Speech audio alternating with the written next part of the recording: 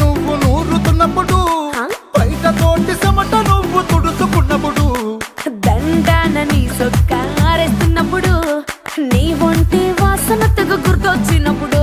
రెండు చేతులెత్తి జుట్టు ముడిసినప్పుడు, జండు కత్తుకొని పడుకున్నప్పుడు, అలసిపోయి నువ్వు ఆవలించినప్పుడు, వచ్చుండై ఫీలింగ్స్ వచ్చి వచ్చి చంపేస్తు